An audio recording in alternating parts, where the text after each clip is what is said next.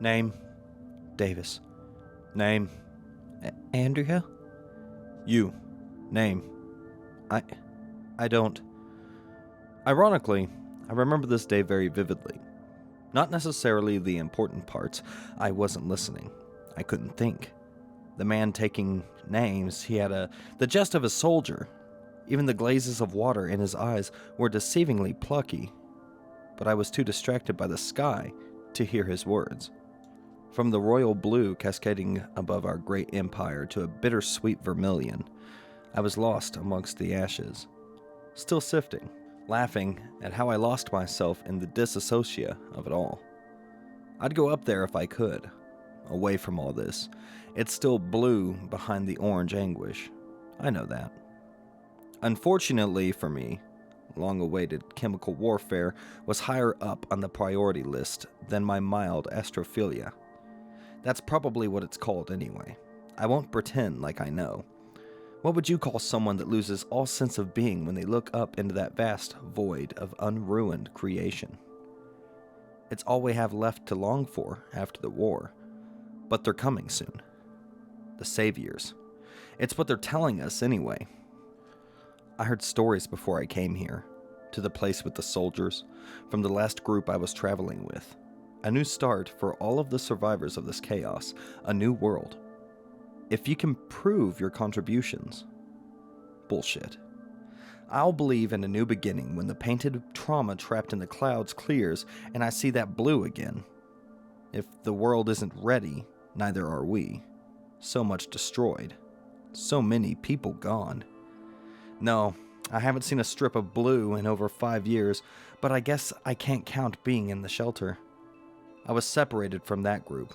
There was a couple I grew fond of. Kathy? No, Catherine. She insisted on that. Her wife Claire was a little more relaxed, especially with her son. We'd always sneak out of our camp together with a few other poor degenerates who would tag along, right to the high hill next to our settlement. They liked listening to the stories of before and telling them, laughing at those insignificant obstacles we all faced. Clay liked them the most. He has only seen pain, being small when this began. Catherine never liked our stories. To me, it felt like a fear of false hope. The kind of hope I would see glimmer in the eyes of many others, but the kind of hope that showered her face with sorrow, disguised by a wrinkling of her nose and a turn of her back to distract herself with a meaningless task. Claire, however, was filled to the brim with the stuff. The nights were often silent, the days long and confusing, but most mornings, right on the hour between quiet loneliness and desperate survival, Claire sang. She sang her rendition of La Vie en Rose to all of us, as the dawn bloomed from the roaring sky. Her words transformative of blissful ecstasy as they left her yearning soul. Beautiful, arresting. I've never been one for blatant optimism, especially these years past, but do I long for that song now? The innocent, unrelenting, emotional climax? It was pure. Not like this. I can only imagine where they are now, where they were taken. A new world, Claire said. A chance to give their assets to the fathers of our rebirth. It was strange phrasing, I didn't like it, but they're gone now, and I'm here. It's mostly a blur how I got here. I traveled alone for a while after Claire and Catherine, scavenging, dehydrated, my skin peeling from the resenting heat like a molting snake lost amongst the desert sand. But then I was found. You could dramatize and say I was wandering along the roadside, but it was more like prowling along an ensemble of unrecognizable debris that may once have been a type of crossroad. Figures. After that teary-eyed soldier took my name, age, and blood sample to test for any contamination or disease, I was escorted to some bunk. It stank. It was bleak. The walls reminded me of my old college dorm, thick with damp and soaked in desolation. Yeah, I was a fun guy. But I had a bed, a luxury I never thought I'd be so thankful for. The narcissist in me clenched up when I stroked the rough polyester sheet, but it was comforting to think that some things about you will never change. It was odd there. Almost immediately after my tests came back clear, I was put to work. There were soldiers manning the small and suffocating perimeter. They told me to think of this setup as an exchange. We all contribute to construction, electrical work, and general labor, and in return, we maintain a roof over our heads and a damning selection of cold, tinned foods. Seemed simple enough at the time. After all, we are indeed starting from scratch. Rome wasn't built in a day, and neither was Compound 305, as it's called. I don't think that saying would stick, though. The part that struck me as strange, however, wasn't the division of labor, or the less than mediocre hospitality, but the fact that in every single manual activity we did as a compound, there was always a guard looming over us, watching, writing, marking, like our performance in these tasks mattered, like they meant something. It got me thinking about all the rumors I'd heard over the years, the less than desirable plans to construct a new world centered around those who could show their worth. I thought maybe Catherine and Claire left to go to a place like this, that maybe there's just more dotted across the country. But people in pain, anguish, and solidarity, they fashion hollow dreams to cope with the emptiness that follows trauma. Folks conspire and envision, and fear. It was plausible to me, but I had my doubts as I always did. That's not to say I wasn't curious. As the weeks progressed there, that curiosity only grew more heated. I shared a room with around 6 other people. We didn't speak often, as I preferred to keep a low profile in such monitored conditions. But there was this man and his daughter. They slept in bunks to the left of mine, always keeping their spirits up with silly little games and songs and jokes. She couldn't have been any older than 10, but he certainly babied her. Understandably. It warmed my heart a little to watch them laugh together, to pretend like everything was going to be okay. He was a rather small man, timid and fairly useless out on the construction ground, but not the burly hero of a father you'd probably envision, but the little girl clearly saw him as a kind of Superman. After one particularly brutal working day, having spent around 9 hours out in the searing humidity under that loathsome crimson sky, shoveling debris like a prisoner in a 70s cartoon, we returned to our bunks. That's when a guard graced our presence with his 6-foot stature of pure barbarity. Naturally, being one of many issued to protect and man the compound, he was bestowed with a multitude of protective armor and unrecognizable weaponry. Knowing his billowing black metal suit and array of strange-looking pieces were embodying him for the purpose of safety didn't make us any less fearful. He took the young girl's father, with no explanation and no second spared for a moment to comfort his terrified, glossy-eyed little girl. He was ordered to follow. We were silent as he left, afraid to question the motives and fear of the repercussions. Not that any of us had been hurt here in the past, but in this second, the tone had changed. The mood had shifted, and something about this felt woefully wrong. Hours passed, the room brewing with voiceless tension, only splintered by the nervous sobs of the little girl. But then he returned. We stared helplessly as he stumbled through the doorway towards his daughter. Scanning his body for harm and seeing nothing but his plain gray shirt and oversized bottoms drag along underneath his bony feet, we sighed in great relief. Relief that was short-lived. As his daughter grew ecstatic, she bounded toward him like a puppy to her bone, only to be roughly pushed aside as he made his way past her and toward the bed. There he sat for hours, staring vacantly at the wall. He ignored his daughter's pleas for acknowledgement. Those pleas turned to whimpers, which turned to cries and wails.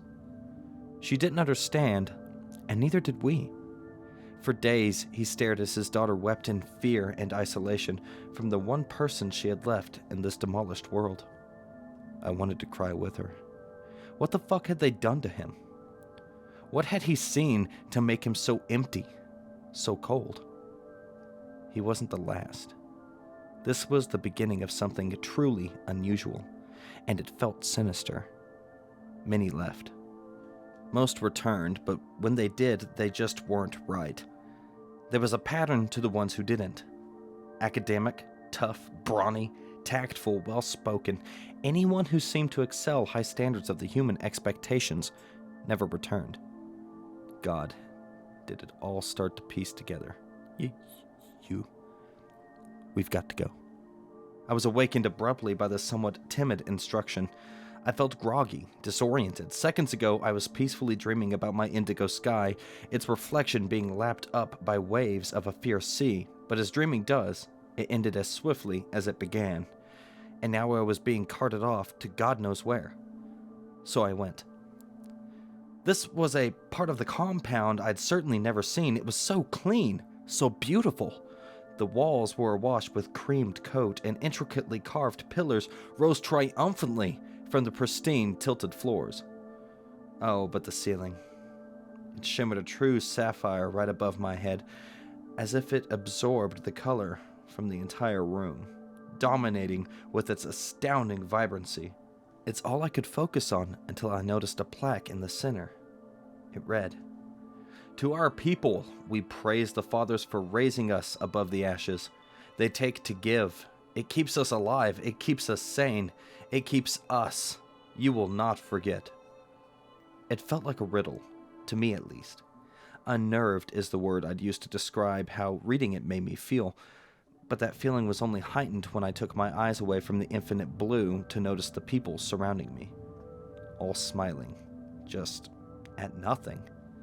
They were chatting, writing, working, but all had a vacancy in their eyes similar to that of those who returned to my bunk. But these people were just fucking smiling. I felt infuriated. I didn't completely know why. I was in no state to rationalize my thoughts, and the insanity in which I was held did my state of mind no justice. I swung. A fistful of years of confusion and anger and distress. I didn't know who I hit. I didn't care to. All I know is that I must have been detained. A sharp needle in my arm is all I remember, and I was out. Mr.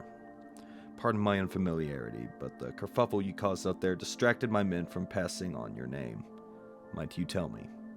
My head ached as I flickered my eyes open to see a bright yellow glow from some form of machinery radiating onto me. I wanted to be sick. You must be so confused, you poor thing. Watch your head and take a sip of water. The man said to me as I tried to sit up, avoiding the monstrous contraption above me. I noticed his white coat, but the light shaded out his face to an eerie silhouette. I'm Dr. Martin True, he stated. I'm sure you have a lot of questions, but unfortunately, I have others to see. You may be of relative importance here, but you're not the only one. Importance? I'm sure you may have noticed this isn't exactly like the place we have been keeping you in over the past few weeks. He began again. Yes. Well, you really do have to be rather outstanding to reach this particular room, to reach me. What we do here is crucial to the reconstruction of society. We aim to repopulate and rebuild with only the most useful of individuals.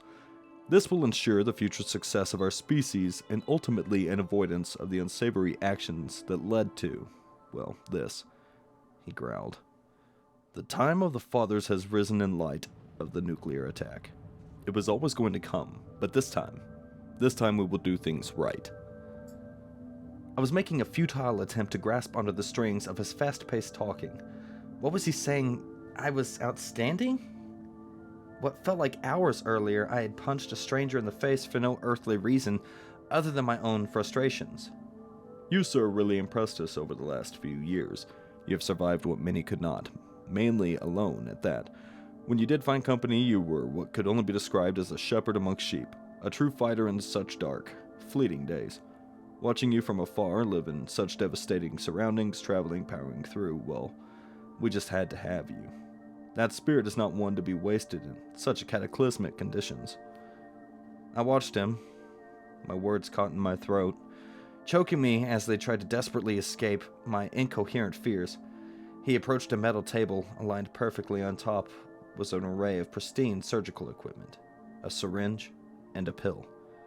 His hand tauntingly grazed along a selection of scalpels, running a finger delicately along a sharpened blade before dancing it toward the syringe. Taking the pill in his other hand, he turned to me. Now, sir, I want you to understand that you do have to make a choice here. It's only fair for me to lay them out to you. You saw the people out in the foyer of this delightful building. Hell, you seemed quite rattled by one of them for whatever reason. I clenched my fist. The delight on their little faces is a wondrous sight. Smiles like that are a rarity nowadays, but not here. Here is a haven to work and live in pure ecstasy, my friend. He drew himself closer to me as I frantically recoiled from those hazardous hands. The love and dedication of the Father's research into recycled leftover nuclear energy for the good of mankind has allowed that. Take a glance at the fine piece of machinery above you. What we do with that is take this little syringe I've got here and give you a large dose of Mendulum 405. A work in progress at such an early stage, but essentially a classified and highly potent government-issued experimental version of what you may know as a happy drug. The tranquil composure he maintained was frustrating, but I'd be lying if I said I wasn't terrified more so than anything else. I didn't trust anything government formulated at the best of times. Tubes from the machine will be placed deep into your orifices, he continued. A large neurosensitive cap placed onto your head and a range of shocks targeted at sensitive areas such as the neck and genitalia will be administered. Every single piece of pure joy you experience being expelled from your brain at the hands of this drug will ultimately be extracted from your body, leaving you hollow and lifeless. A festering and numb shell of a man. Whoever you were, or could have been, will be gone. That bliss and exhilaration will be physically and chemically altered into this. He opened his palm to reveal a small blue pill dotted with amber shards. My heart sank. Just hearing this made me want to vomit. I was a tiger in captivity, cornered by a ringmaster with the whip and a tranquilizer. This beauty goes straight into the mouths of those who are worthy of receiving it, fresh from the hearts of those who are not or who refused to accept. How do you suppose we maintain and grow our new world when every person in it is burdened by the trauma and loss of regret, watching those poor, useless souls out there suffering? Any love or hope or happiness sucked from their body, leaving them empty and broken. No sane human can live with that. I reluctantly reached for the pill. I felt myself gazing into its cerulean orchard, feeling the longing I once felt from Claire's song, a release I never thought I would feel again, one that is not temporary, but will comatose me into its enchanting emotion. Ignorance is bliss, my friend, and this dose of ignorance is what maintains those people out there, enjoying the life the fathers have granted, a happiness of 100 hearts, right at your fingertips, to relish in for eternity, to never feel another splice of fear or loss. Imagine that. Make the right choice, sir. It's been 3 days, and what I've come to learn is the Father's compound for exceptional beings. I write this during the hazy place I find myself in between doses, in the hopes that one day I will turn back and make the right choice. That time is not now. I'm in the foyer, and I'm happy. I have earned that right to happiness. For now, the clouds have cleared for me. I can see blue again, right above my head.